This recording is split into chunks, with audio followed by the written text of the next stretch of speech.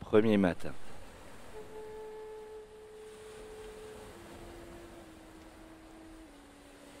Et tout débuta comme ça. Ce matin-là, il ne faisait plus tout à fait nuit quand nous laissâmes le lotissement derrière nous à 6h55. Le ciel était franc, malgré un léger vent de nord-ouest. L'île avait essuyé un grain, une brutale giboulée de saison, juste avant que nous quittions la maison, Luna et moi, mais le ciel s'était ensuite rouvert avec la même brusquerie. Le pertuis d'Antioche était calme. Nous le longeâmes tous les deux à vélo avant de traverser le bourg. Nous étions en avance, comme toujours. La mer qui entoure notre île charrie les alluvions de l'estuaire de la Charente. Elle est souvent limoneuse, brune, d'une couleur de craie sale par moments. Difficile de penser, quand on la regarde, à un véritable océan, mais la lumière encore contenue du jour à venir rendait les nuées phosphorescentes, comme les fonds marins dans les îles des Caraïbes. Au-dessus de nos têtes, il y avait une forêt de nuages. Aucune photo ne peut rendre justice à cette sorcellerie. On ne s'habitue pas à toute cette beauté, on ne s'en lasse pas. Moi, du moins. Luna n'en parle jamais et je pense qu'elle s'en fout. C'est elle qui dit, la première, en arrivant. Il y a un problème. Puis elle compléta. Le bateau n'est pas à quai. Dans l'obscurité, on voyait la silhouette noire et familière du Joseph Conrad tanguer doucement, à sa bouée, à une centaine de mètres du rivage.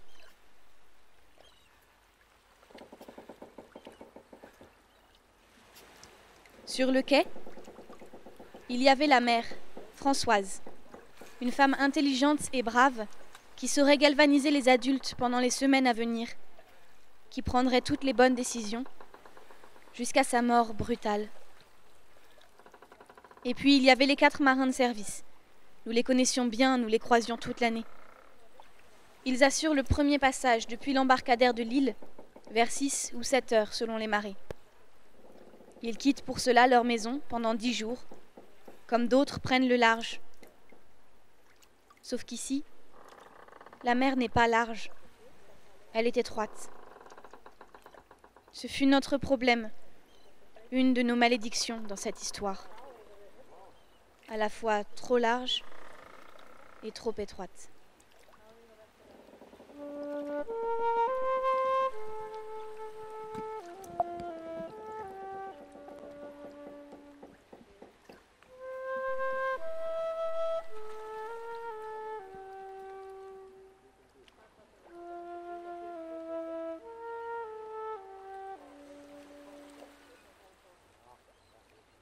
La mer, Françoise, n'était pas large non plus. Mais elle était bien entourée, encadrée même, par André et Vincent en tenue de pompiers. Il n'y a pas de gendarmes sur l'île pendant l'hiver, seulement une douzaine de pompiers volontaires, et ce matin-là, à eux 3, avec Françoise, ils représentaient l'ordre, la loi. Ils avaient positionné une lampe à sodium sur un trépied pour éclairer crûment le débarcadère. C'était la jetée des marées hautes. Autour d'eux, quelques habitants écoutaient déjà les explications. Les marins dodelinaient de la tête et des épaules désemparés, dans leur polaire siglé aux armes de la compagnie. Nous nous joignîmes au groupe, entendîmes comme les autres que c'était une décision du préfet. Toutes les liaisons entre l'île et le continent étaient interrompues pour l'heure, et sans qu'on sache pour combien de temps. Les copains de la bande arrivaient, l'un après l'autre. Nous leur apprenions la nouvelle.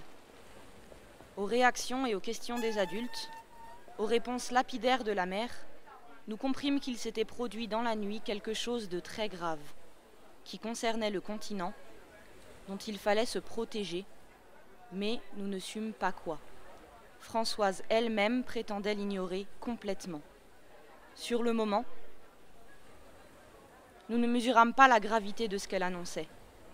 Nous ne pensions qu'à ce jour de congé inespéré, à la perspective, qui sait, d'un long week-end de 5 jours.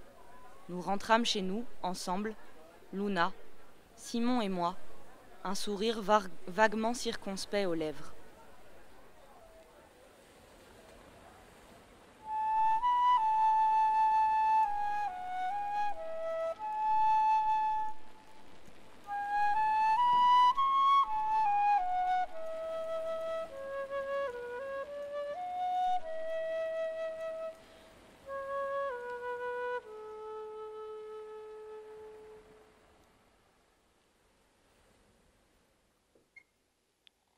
Quand nous lui apprîmes ce qui s'était produit au port, mon père termina son café rapidement, puis nous enjoignit de rester au chaud pendant qu'il rejoignait Françoise sur l'embarcadère. En sa qualité de premier adjoint, il pensait sans doute pouvoir être utile ou en apprendre davantage. Restés seuls, nous constatâmes qu'il n'y avait plus d'internet ni de réseau téléphonique. L'unique question que nous évoquâmes, si je me souviens bien, ce matin-là, dans la cuisine, ce fut de savoir si les choses pouvaient durer 5 jours. 5 jours de congé, au sortir des vacances. Et si Jean risquait de ne pas pouvoir rentrer pour le week-end. Ce fut Luna qui en parla la première. Elle adorait notre grand frère au moins autant que moi. Comme 6 des 7 grands, comme nous les appelions depuis notre petite enfance, il était reparti l'avant-veille à l'internat de son lycée à La Rochelle. Ainsi, mon frère aîné, Jean, et ses 5 amis allaient nous manquer. Nous n'aurions pas de chef. Mais à ce moment-là, nous ne pouvions le supposer. Même le week-end semblait loin.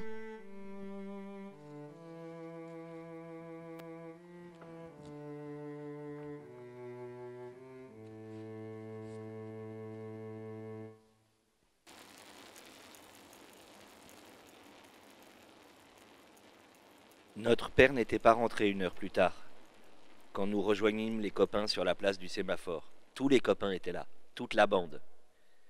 Simon, qui est en 3e avec Luna et à qui elle s'intéresse un peu trop ces derniers temps, selon moi.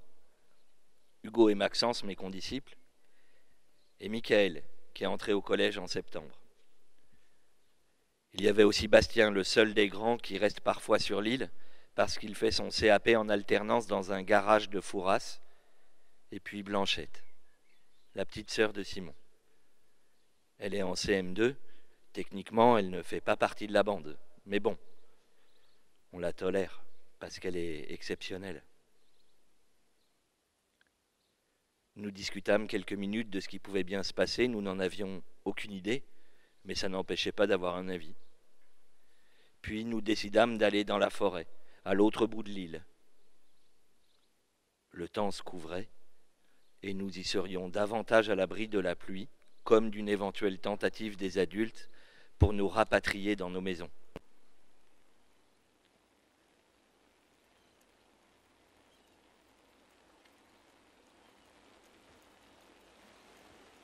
Nous nous étions engagés sur la route de bord de mer, le long de l'anse des Coquilles, et débouchions à la pointe de Coupedon, quand Luna mit pied à terre. Merde! Maintenant que les nuages et la brume de mer s'étaient dissipés, on distinguait parfaitement le continent, à 4 kilomètres de nous. Mais ce ne fut pas la vue familière, ni même le calme de l'océan, couleur de boue, qui nous frappa ce matin-là. Non. Ce furent les 3 fumées qui montaient depuis La Rochelle, très loin. 3 lourdes colonnes noires qui semblaient un funeste présage.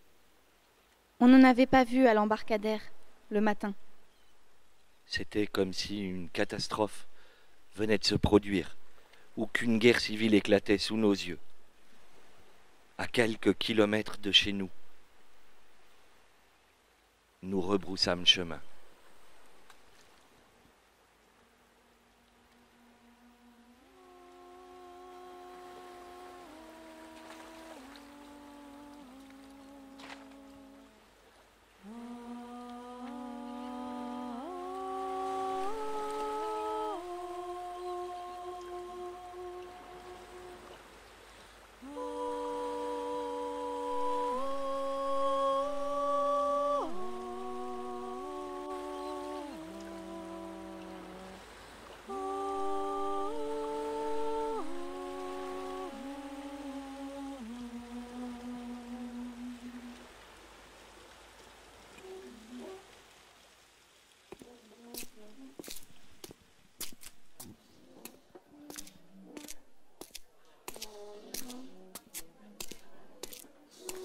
Ce soir-là, Françoise nous réunit tous.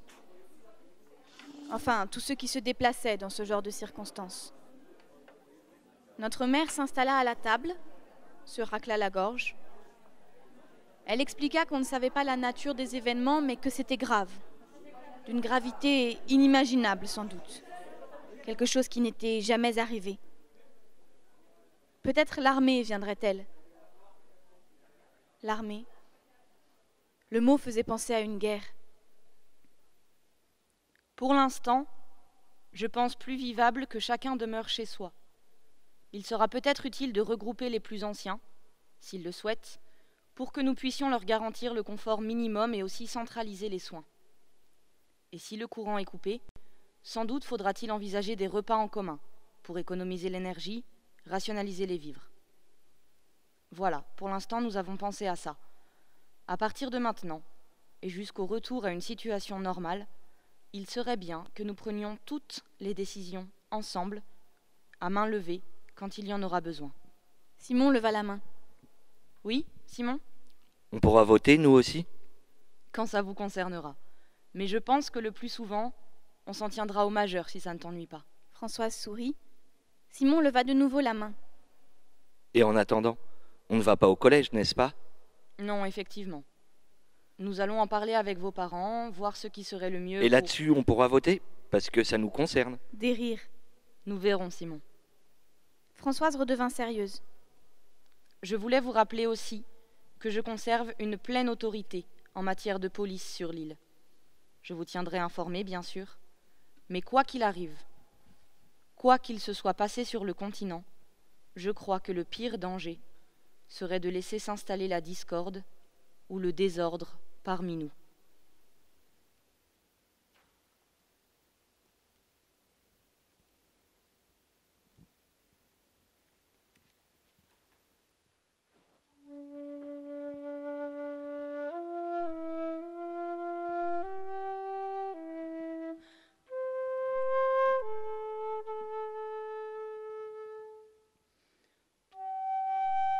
Nous vîmes les incendies rougeoyer, au loin, sur la côte, en rentrant chez nous, papa, Luna et moi, avec Simon et Blanche. On se sépara devant chez eux.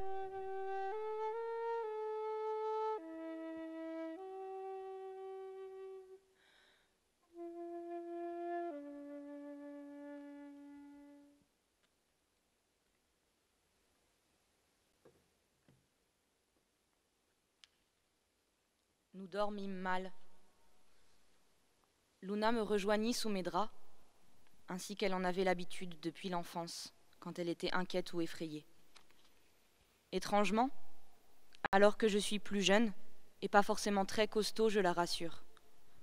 Elle enjamba le bord de mon lit, se colla contre mon dos sans un mot, et une fois de plus, je différai l'aveu que désormais, son impudeur me dérangeait. Comme toujours, je finis par me retourner et la prendre dans mes bras. Je lui caressais longuement les cheveux, en murmurant une ou deux paroles sans grand sens. L'impression d'avoir à calmer une toute petite fille m'assoupissait, lentement. Ce fut serré l'un contre l'autre que nous vîmes l'électricité s'éteindre, définitivement. Il était 2h16. Les chiffres rouges de mon vieux réveil disparurent 3 secondes, puis réapparurent, se mirent à clignoter quelques instants, avant de se confondre définitivement avec la nuit. Luna se cambra un peu pour atteindre ma lampe de chevet et en avoir le cœur net. J'entendis le bruit sec que fit l'interrupteur dans l'obscurité. Rien. Les ténèbres.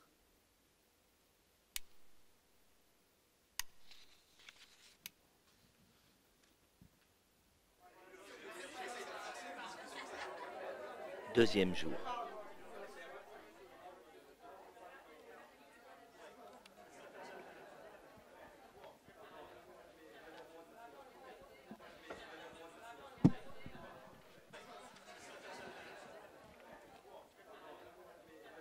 En sortant du réfectoire, nous entendîmes les cris de Vincent. Avec tous les autres, nous nous précipitâmes au rempart. C'est là que nous les vîmes. Il y en avait 6, au large. Des kayaks de mer, suivis par une barque à moteur, une véritable petite flottille qui se dirigeait vers nous depuis la côte. Ils étaient encore à 1 ou 2 kilomètres, mais leur coque d'un orange vif tranchait sur le brin métallique de la mer. Le mouvement de leurs pagaies, à cette distance, faisait un balai gracieux, minuscule, comme les battements d'ailes de papillons. Ils se dirigeaient vers Coupedon. Ils ne pourraient pas aborder ailleurs qu'aux 3 plages, dans des criques, tout au nord. Françoise lança des ordres aux pompiers. 2 d'entre eux s'élancèrent vers le port. Nous enfourchâmes nos vélos. Beaucoup d'habitants du bourg firent de même, laissant tomber leurs affaires. On traversa l'île en ordre dispersé. Nous, la bande, nous pédalions devant. Nous nous écartâmes sur le bas-côté pour laisser passer le Land Rover des pompiers, qui roulait à tombeau ouvert, suivi par les 2 camions blancs à plateforme de la mairie. « Tu as vu ?» me dit Hugo. « Ils avaient des fusils. »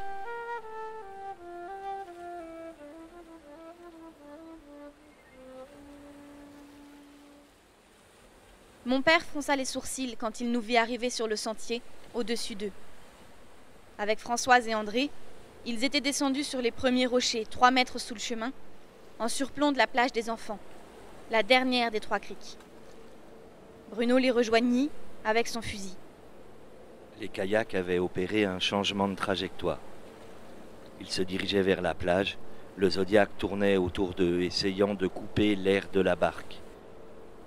Les vagues de son moteur faillirent faire chavirer une des filles.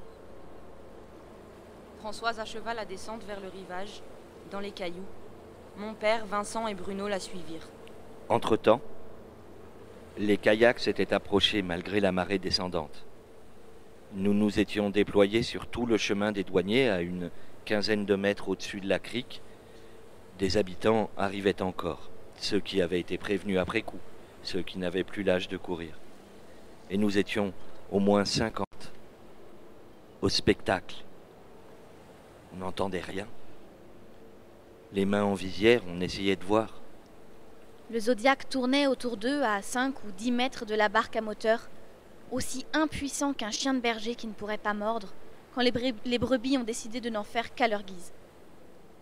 André brisa le silence. « Viens Mathieu !» On scruta attentivement.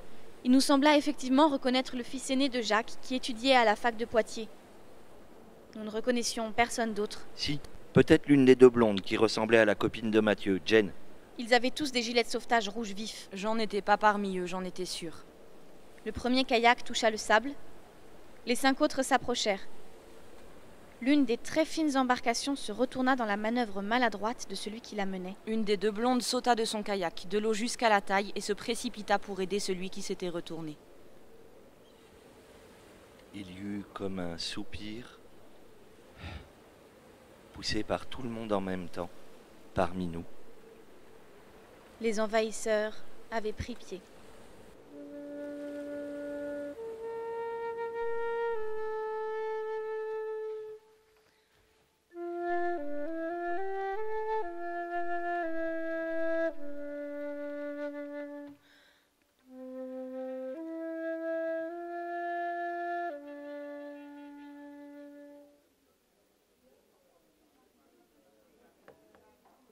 On se rassembla devant la mairie, où Françoise s'était enfermée, avec les membres du conseil, dont mon père.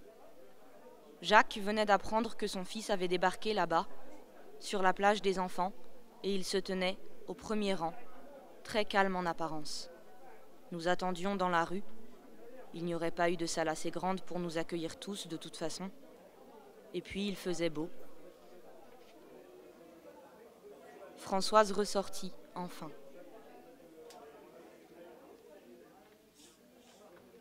Comme vous le savez, 8 jeunes gens ont abordé sur la plage des enfants tout à l'heure, dont Mathieu. Ils arrivent de Poitiers. Il y a sa copine, Jen, que certains d'entre vous connaissent, et des camarades de Mathieu.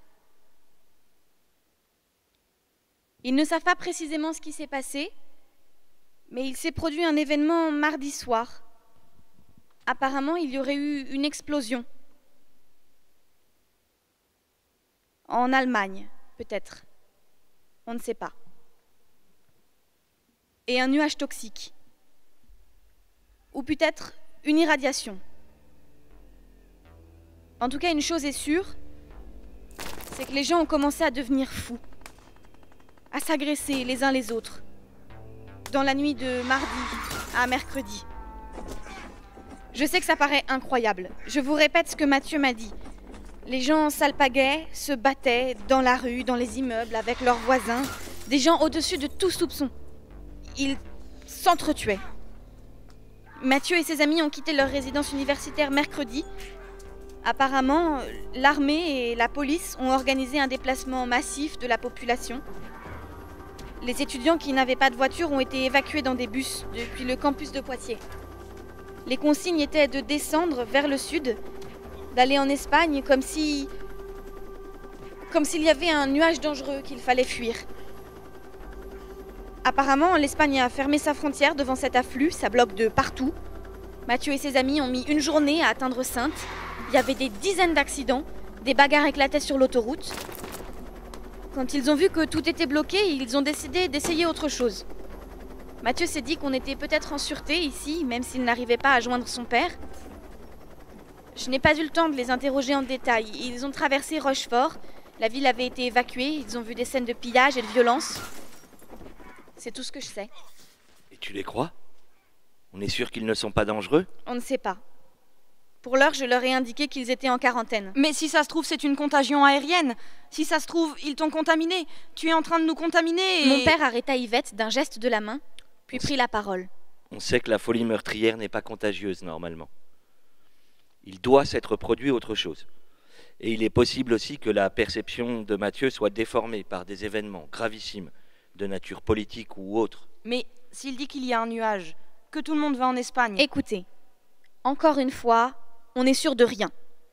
Ce sont des nouvelles incroyables, mais même si nous avons du mal à les croire, pour l'instant, il faut que nous nous organisions en fonction de ce que nous apprenons. Nous avions l'ordre de ne laisser accoster personne, nous n'avons pas eu le choix. Et peut-être est-ce un mal pour un bien, puisque maintenant, nous savons quelle est la nature de la menace.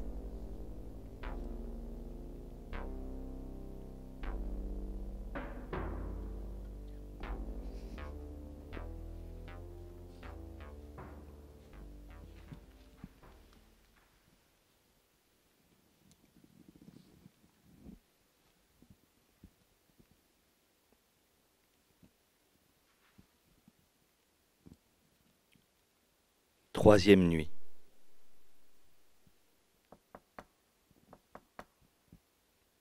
Dans la nuit, on frappa à la porte. Papa se leva. J'entendis le bourdonnement d'une conversation dans le salon. 2 minutes plus tard, mon père parla à la radio. Je l'entendis sortir. Je regardais le plafond, les yeux ouverts dans la nuit. Et si mon frère avait essayé de revenir? S'il avait rencontré les sentinelles? Si... Luna s'était retournée dans son sommeil et respirait encore plus fort. Quand mon père rentra, je me glissai hors du lit, le rejoignis. Il était dans la cuisine et se lavait les mains avec l'eau de la réserve. « Papa ?» Il se retourna. Je vis que ses mains étaient rouges. Il avait du sang sur ses vêtements. Qu'est-ce qui se passe? Il hésita, secoua la tête. Ils sont tous morts. Chez les Desjardins. Mathieu et ses amis, tous les 8. J'ouvris la bouche. Il n'attendit pas que ma question sorte. Apparemment, ils se sont massacrés entre eux. Au couteau de cuisine et à la hachette. Daniel a entendu les cris, on ne sait pas combien il y avait de meurtriers, mais il n'y a aucun survivant. Jane était encore vivante à l'arrivée des renforts. Elle cherchait à escalader la clôture. Bruno a fait des tirs de sommation, mais elle s'est jetée sur Vincent. Elle a voulu le tuer. Puis elle a réussi à disparaître. Il se laissa tomber sur une chaise. Quand ils l'ont retrouvée, elle a encore essayé de résister et Bruno a dû la battre. J'ai vu les morts à l'intérieur. Si la même chose se produit sur le continent, c'est vraiment effroyable. Il se releva. Ne m'approche pas. Ne rentre pas dans la cuisine. Je vais prendre une douche et me désinfecter au cas où.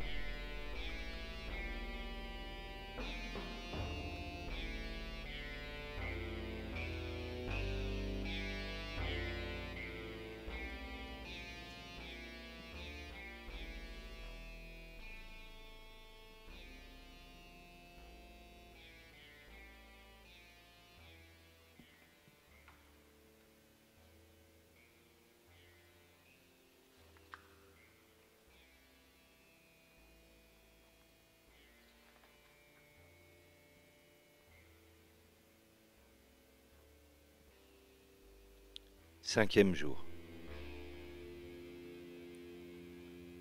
Le lendemain matin, nos parents nous envoyèrent sur la place du sémaphore. Ils voulaient parler des derniers événements entre eux, je suppose, ça tombait bien, nous aussi. On passa chercher Blanche et Simon, on leur apprit sur le chemin ce qui s'était passé chez les Desjardins. Luna était bouleversée. Simon, lui, fit mine de ne pas être surpris, et moi encore effrayé, comme s'il s'y attendait, et que tout se passait comme il l'avait prévu. C'était sa façon de frimer. Quand on arriva tous les 4 au sémaphore, on était les derniers. Outre les copains, il y avait Jade et Aurore, les jumelles, les 2 petites sœurs de Michael, de vrais poux, extraordinairement collantes. Et aussi Gaëtan, un petit de CM1 que ses parents nous avaient envoyé pour s'en débarrasser. Ah d'accord, on fait garderie, siffla Blanchette.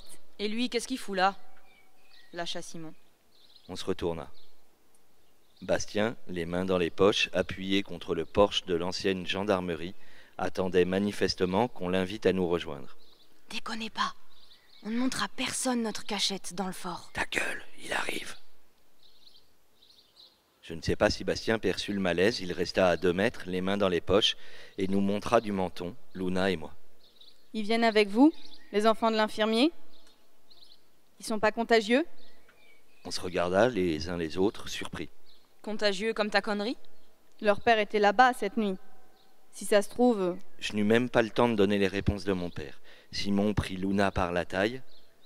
Ils sont avec nous. Toi, t'es pas obligé. Bastien haussa les épaules. Je déconnais. On discuta 2 minutes de la destination de notre virée, comme si on se posait sérieusement la question. Bien sûr, ça allait se finir aux cabanes. Sitôt arrivé là-haut, je mis les choses au point. À propos de ce que tu disais, Bastien, mon père nous a tout expliqué en détail cette nuit et ce matin. Le mien aussi, approuva Hugo. Le mien, il a touché les 8 morts avec des gants. Mais il y avait du sang partout. Et il y a 5 pompiers qui étaient déjà là, plus Françoise et André, et le père d'Hugo. Je me tournai vers mon pote. Il confirma de nouveau, cette fois d'un simple hochement de tête. Et ensuite, Jacques et Patricia sont arrivés, d'autres encore. Si c'était contagieux ce truc, faudrait mettre tout ce monde-là en quarantaine. Autant dire la moitié des gens capables de faire tourner l'île. Ouais, mon père m'a dit la même chose. Donc, puisqu'ils avaient un espoir raisonnable, ils ont fait le choix de ne pas établir de quarantaine. Pourquoi tu parles d'espoir raisonnable? Demanda Blanche. Mon père ne connaît aucun exemple de maladie contagieuse qui rend les gens capables de s'entretuer. Ça n'existe pas. Ça n'a jamais existé. Et la rage, objecta Bastien. Je souris. J'avais posé la même question à papa. Ça ne fait pas de toi un tueur, et ça se transmet par morsure.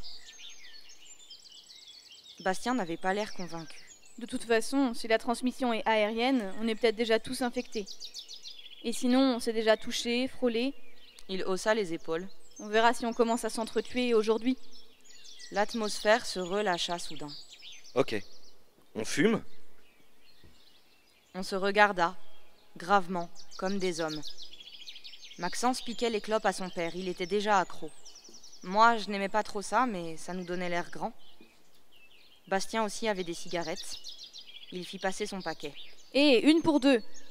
Je sais pas quand on va être approvisionné. Blanche prit un air réprobateur et descendit à l'étage du dessous. Je la rejoignis en faisant un peu le singe. On s'amuse bien, hein, Poléon? Ne m'approche pas trop. Tu vas me transmettre la moque. Quoi? Laisse tomber. Je n'eus pas le temps de creuser. Là-haut, Bastien dit qu'on devrait tous aller sur la plage. Il dégringola les 10 mètres en quelques secondes en s'accrochant au haut banc. On le suivit.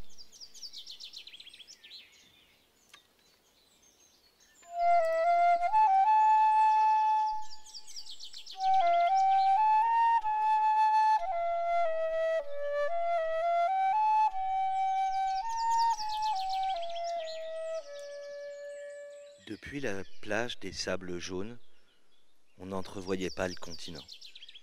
L'horizon était bouché. On ne devinait rien. Ni l'île de Ré, ni le pont qui la faisait presqu'île, ni le continent, ni les fumées, ni les morts. La tension entre nous s'était évanouie. On fit des courses, de l'escalade. Michael s'occupait des plus jeunes. Et puis Bastien bondit sur ses pieds. Bon, on fait quoi? Il recula de quelques pas, s'approcha de la mer. On se baigne? Chiche? Il retira son t-shirt comme s'il y avait du soleil tout en regardant Luna, assise sur un rocher. Se baigner? En mars? Il y songeait vraiment? Torse nu, il ressemblait à un homme, avec sa peau brune, ses muscles fins et dessinés, alors que nous autres, nous étions encore des enfants. Et je soupçonne qu'il avait décidé de se déshabiller pour ça. Il quitta ses chaussures, se mit pieds nus et s'avança vers les vagues alors que la marée remontait. Luna rit, sauta sur le sable froid, prête à relever le défi. Elle commença à se dévêtir, je me levai à mon tour, opposait que c'était débile, je savais que ma sœur, tout à fait capable d'aller se baigner à poil devant tout le monde, et les copains furent tous d'accord avec moi. Simon, parce qu'il n'avait pas envie de voir Luna nager nue avec Bastien, Hugo et Maxence parce qu'ils étaient frileux ou trouillards, ou qu'ils suivaient Simon à ce moment-là, et Michael, simplement parce qu'en sa qualité de Benjamin, il se ralliait souvent au plus grand nombre.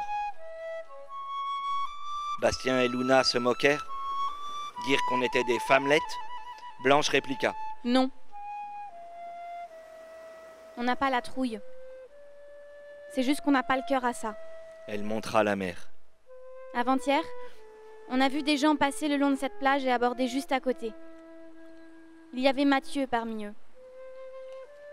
Aujourd'hui, ils sont tous morts. Ça coupe l'envie de s'amuser.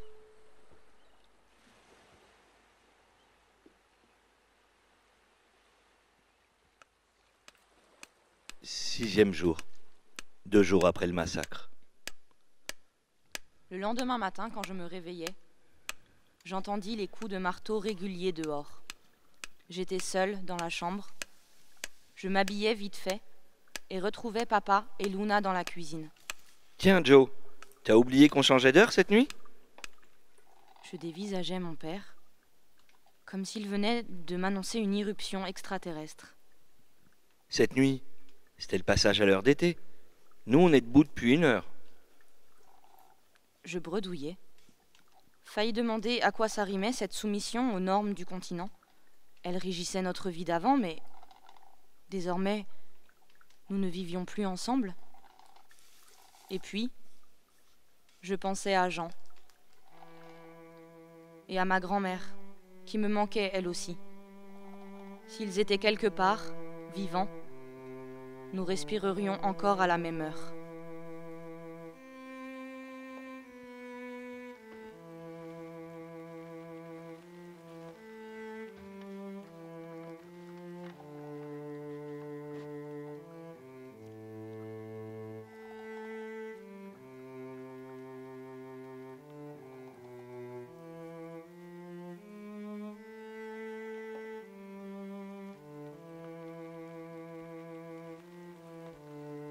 Je sortis un peu plus tard avec mon vélo pour errer. Je pris la route des marais, pour être seule et réfléchir, faire le point.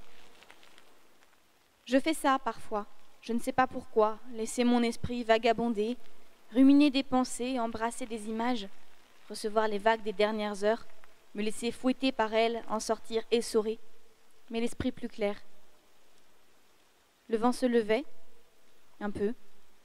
La bruine reprenait, elle n'était jamais bien loin ce printemps. J'aperçus une petite silhouette, au loin, dans un champ. Blanche. Elle non plus n'était pas allée au fort, sans que je sache pourquoi cette idée me fit du bien. Je pédalai vers elle, m'arrêtai le long des barbelés sous lesquels elle était passée. « Qu'est-ce que tu fais » Elle se retourna, une brassée d'ajoncs serrée contre son torse. « Je cueille des fleurs pour le cimetière.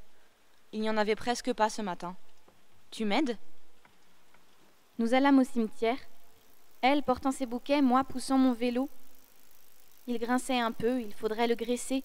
Le sel marin fait rouiller les chênes en quelques jours chez nous. On fit le tour de la clôture de granit. C'était un endroit triste et simple. Pas de cyprès, aucun arbre, pas de vue sur la mer. On l'entendait s'abattre sur la plage, derrière le petit édifice de fortification, mais elle était invisible. Pas de calvaire, très peu d'édicules, des tombes plates et modestes, dalles de marbre ou de granit rongées par la mousse.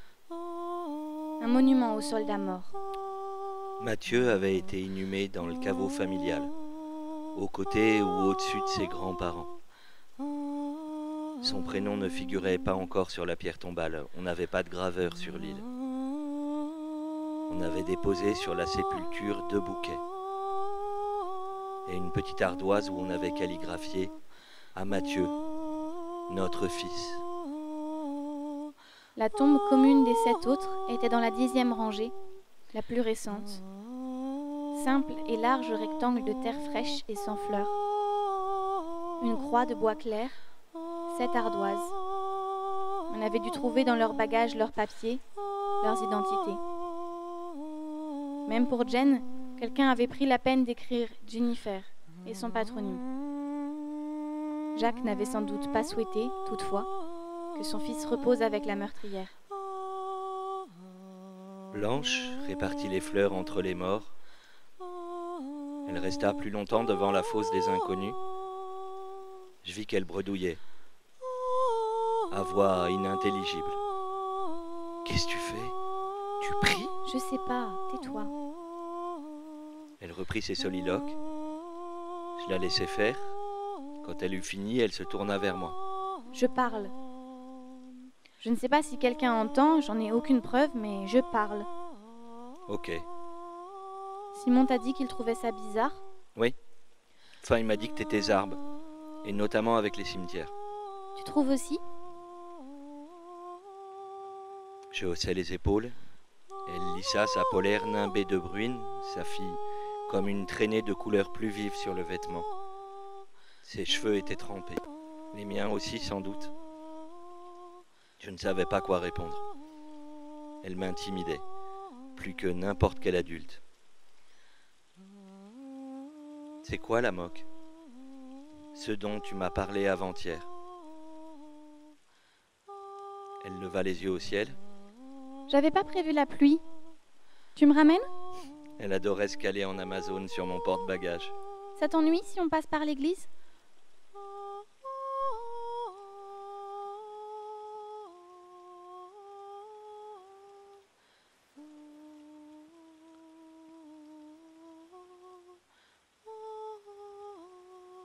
Je roulais jusqu'au bourg, mon vélo grinçait davantage sous la charge.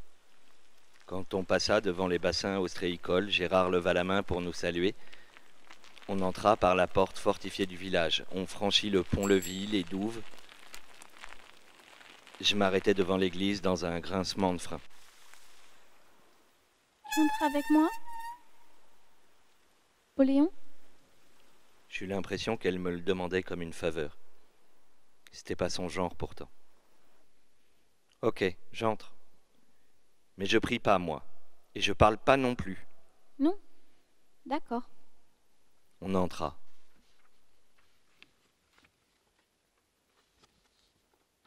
À l'intérieur, c'était une pénombre, mais la pierre était claire.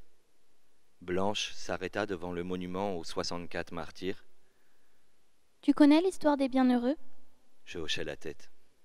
Bien sûr. Pendant la Révolution, on avait déporté en Charente-Maritime des centaines de prêtres qui refusaient de prêter serment à la République.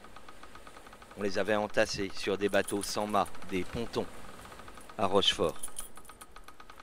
Plus de 500 d'entre eux avaient péri dans l'enfer des pontons. On s'était débarrassé de leurs restes en venant en enterrer 226 sous une dune sur notre île, et d'autres, ailleurs, sur d'autres îles. On avait retrouvé leurs os, un siècle plus tard.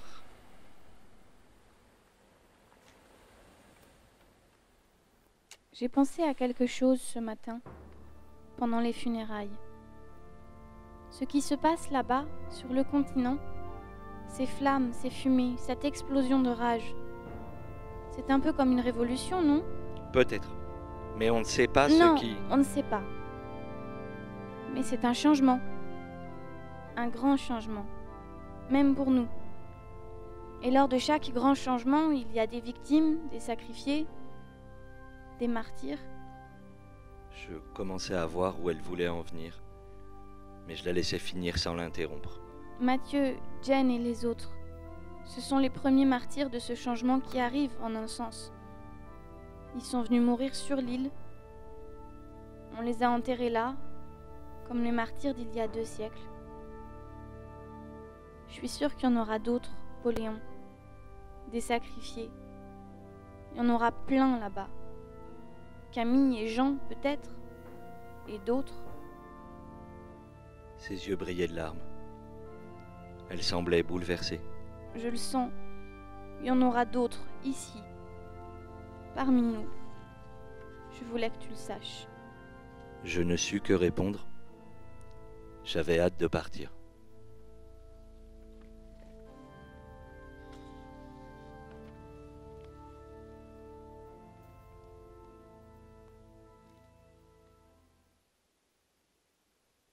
Douzième jour. Le dimanche matin, Simon vint nous chercher. Il frappa à la fenêtre alors qu'on terminait le brunch. Je sortis. Il me dit sur un ton de comploteur qu'il était passé au bourg chercher de quoi déjeuner et qu'il avait vu Bastien. Au moins, on est sûr qu'il ne nous suivra pas. On est tranquille pour aller au fort. Avec Luna, on se hâta d'essuyer la vaisselle que papa lavait, puis on rejoignit les copains à vélo. On avait rendez-vous devant les bassins d'huîtres.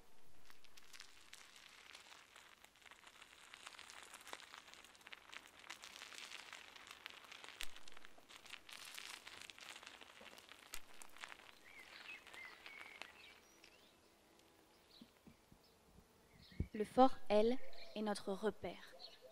Secret. Une magnifique forteresse d'un plan carré dessiné par Napoléon lui-même, le premier, le nôtre, l'empereur de notre île, d'où il partit en exil. Haute d'une 15aine de mètres, imprenable d'apparence, presque sans fenêtre, avec à chaque angle un fortin et sur les flancs des casemates permettant de tenir sous un feu croisé chaque recoin du glacis qui l'entoure, grâce à leur meurtrière.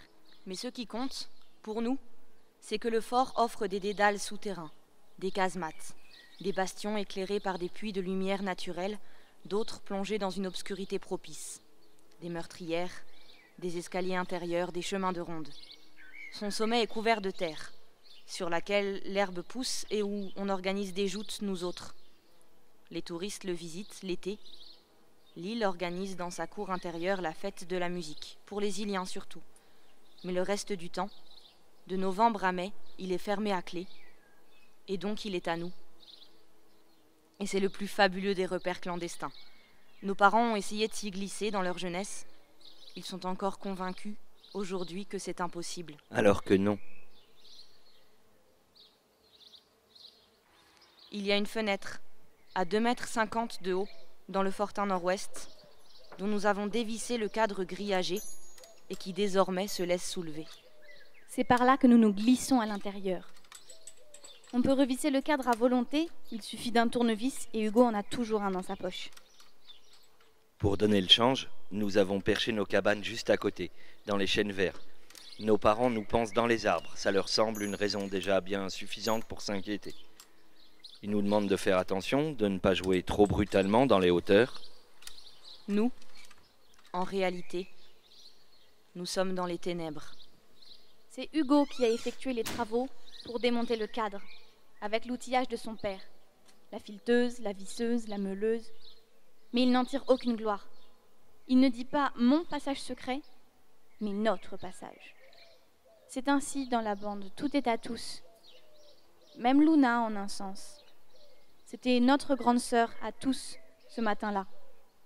Simon n'avait pas réussi à l'accaparer. On grimpa, les uns après les autres. On remonta la corde. On referma la fenêtre, on y était. Dans le repère. Messieurs, le fort est à nous. À l'assaut. On progressa pendant une dizaine de mètres dans les ténèbres. Michael avait la trouille du noir. Alors on faisait gaffe à ne pas le faire sursauter jusqu'à ce qu'on débouche, après plusieurs couloirs, dans la galerie bordée d'arcades de la grande cour intérieure. C'est une vaste place, pavée, comme celle d'un cloître monastique ou plutôt d'une caserne, au milieu du fort, à ciel ouvert. Au moment de la construction, elle permettait d'accueillir toute la population de l'île, en plus des 600 hommes de sa garnison, exactement comme un château fort en cas de siège. Elle n'a jamais servi à ça, que je sache. Sauf pour nous. Combien de fois avons-nous imaginé que le fort était attaqué, qu'on le protégeait? Bien sûr, dans ces cas-là, on combattait héroïquement sur le chemin de ronde et on lançait des cris aux villageois imaginaires. On leur donnait des ordres, on dirigeait leurs manœuvres dans la cour pour qu'ils nous montrent l'huile bouillante, la poix, les munitions. Mais ce matin-là, Simon dit: On ne va pas sur les chemins de ronde, ni au sommet aujourd'hui. L'ennemi rôde. On hocha la tête sérieusement. Et pas un cri. Il y a leur sentinelle, pas très loin. À vos ordres, mon capitaine. Aucune ironie de la part de Maxence. C'était le grade de Simon ici. Du coup, on fait quoi? On explore les casemates. On approuva. En réalité, on n'explorerait rien. On connaissait tout par cœur. Mais c'était neuf chaque fois. On traversa la cour en galopant, vers l'est. On entra dans les galeries, les bastions, aveugles ou ouverts, la pierre blanche de Saint-Savinien, sur laquelle les tailleurs ont œuvré en artistes comme leurs lointains ancêtres, dans de lointaines abbayes, donnaient à ce matin des couleurs chaudes. Les casemates du fortin sud-est étaient notre endroit préféré, quand on ne pouvait pas se battre au sommet du fort, quand il y avait des promeneurs, ou qu'il pleuvait trop fort par exemple. Ou quand la mère avait désigné des patrouilles de sentinelles armées de fusils pour nous faire tenir tranquilles. Simon ordonna à Hugo d'aller faire un feu, dans la pièce voisine. On serait enfumé comme d'habitude, mais bon, la fumée se disperserait dans tout le bastion avant de s'échapper. Elle ne formerait pas une colonne, se confondrait avec la brume de mer, avec les nuages. Maxence était en train de préparer un plan. On serait les derniers défenseurs. L'ennemi aurait investi le glacis, serait entré dans le fort. Et maintenant, il fallait tenir le plus longtemps possible pour laisser au renfort le temps d'arriver. Moi, Poléon, je suis toujours chargé de l'aspect véracité historique. Alors, je précisais les armes dont nous disposions, les munitions, forcément comptées, et également le nombre d'heures qu'il fallait tenir. Car la royale allait arriver à notre secours.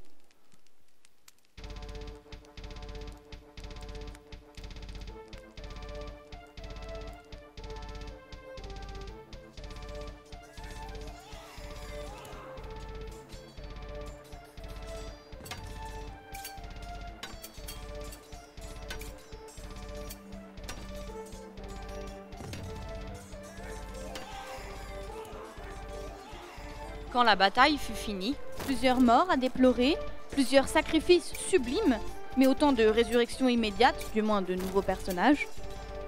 on prépara le pique-nique. On se fit des hot dogs, qu'on appelait chiens chauds.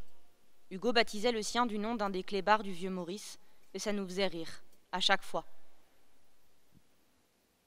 Et chaque fois, Maxence finissait par demander de quel organe du chien la saucisse était issue, et on gloussait. Ensuite, Michael n'y tint plus, et il demanda à Hugo. On va graver ? Hugo sourit. Il sortit de son inépuisable poche les 2 poinçons. Ils avaient entrepris tous les deux de réaliser une fresque murale dans la roche tendre du réfectoire, une pièce tout en longueur, où avaient mangé des générations de soldats, de prisonniers, et aussi les enfants d'une éphémère colonie de vacances. Nos 2 artistes œuvraient au milieu des graffitis laissés dans la pierre par les soldats et les prisonniers russes, allemands, communards ou algériens. N'oubliez pas de graver une date. Si ça se trouve, ce sera le souvenir de l'invasion zombie. Je fronçais les sourcils. Ça n'était pas malin de la part de ma sœur de rappeler à l'intérieur la réalité de l'extérieur. Et c'était contraire à nos règles. Mais tous les autres éclatèrent de rire. Pendant ce temps, on alla faire un tour à la casemate E, l'une des 2 casemates enterrées. La E était immense, pleine de terre et de rochers jusqu'à mi-hauteur. Nous, on y avait creusé des trous, des sortes de terriers. C'était génial de s'y glisser, dans un noir parfait, et de jouer pendant 1 heure, parfaitement aveugle, à des sortes de chats aux règles compliquées, fondées sur le silence, la vision nocturne, la respiration. Entre escape game, jeu de guerre et Colin Maillard. Avant d'y entrer, Maxence s'arrêta dans le sas, qui était à peu près aussi grand que notre maison. Il regarda sérieusement Simon et Luna et dit : Vous déconnez pas tous les deux. Vous essayez pas d'en profiter. Vous faites ce que vous voulez dehors, mais dans le fort, on veut pas d'histoire d'amour. On est une bande. Ils hochèrent la tête, presque solennellement. On était certains qu'ils ne tricheraient pas.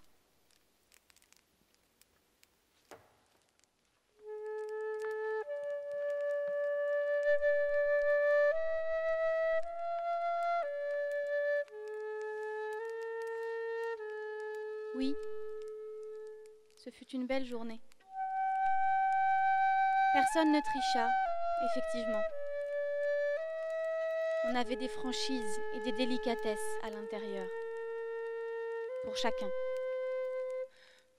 Dans le fort, on était un corps inséparable, une seule entité, une vraie bande, évoluant dans le corps encore plus grand des galeries, des souterrains, des casemates. À la vie, à la mort. Je me souviens d'avoir eu cette impression encore ce matin-là, pour la dernière fois peut-être. Après, Michael ne serait plus là, et puis ce serait différent. Tout serait différent, pire, chaque fois qu'on y retournerait. Ce matin, cette nuit, je ne sais plus, je suis enfermée dans le sas aveugle de la casemate E, avec Blanche. Exactement à l'endroit où Maxence avait fait sa tirade à Simon et Luna. Et je voudrais sourire encore à ce dernier jour heureux. Je perds du sang. Assez peu, m'a dit Blanchette tout à l'heure, quand on pouvait encore y voir, quand les piles de sa lampe n'étaient pas épuisées. Mais quand même, j'ai peur, j'ai mal et j'ai froid. Ma blessure à la hanche palpite. J'ai l'impression qu'elle s'étend sur tout le côté. Quand elle m'aura entièrement paralysée, elle s'approchera du cœur et, comme une main griffue, elle le serrera. Blanche est assise à 3 mètres de moi, dans le noir parfait. On ne joue plus à Colin Maillard. Elle chantonne comme la toute petite fille qu'elle redevient parfois. Une enfant qui se réfugie dans les comptines et les histoires comme en une cellule intérieure. Un bunker plus secret au sein de notre casemate. au cœur du fort. Elle semble si loin. Est-ce qu'elle m'entendrait si je lui parlais maintenant ?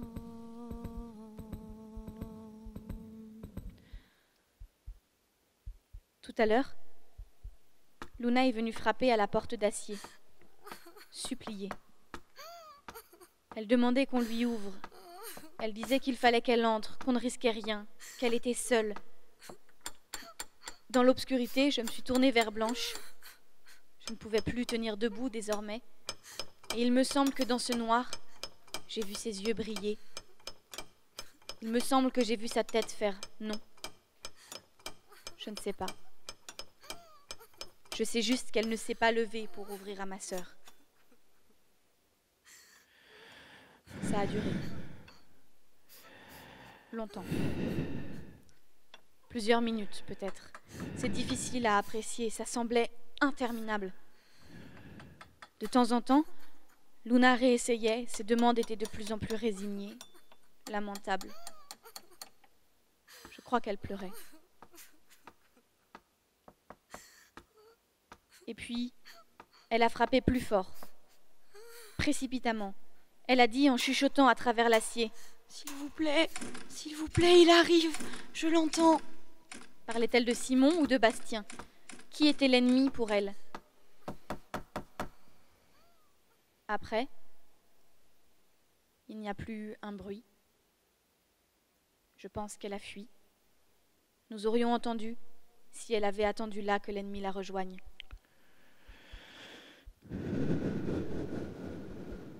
J'ai froid. J'ai peur. Je grimace. Dans ces ténèbres, je ne peux plus écrire, bien sûr. Mais les lignes que j'avais à transmettre, je les ai terminées. J'entends la voix de Blanche qui chantonne doucement. C'est dans une langue étrangère que je ne suis pas sûre de reconnaître.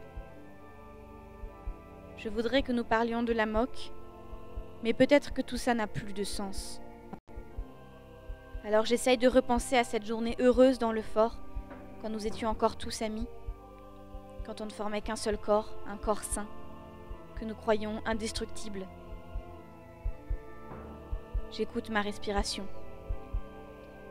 Parfois, elle s'affole comme celle d'un chien fou qui a perdu son gibier.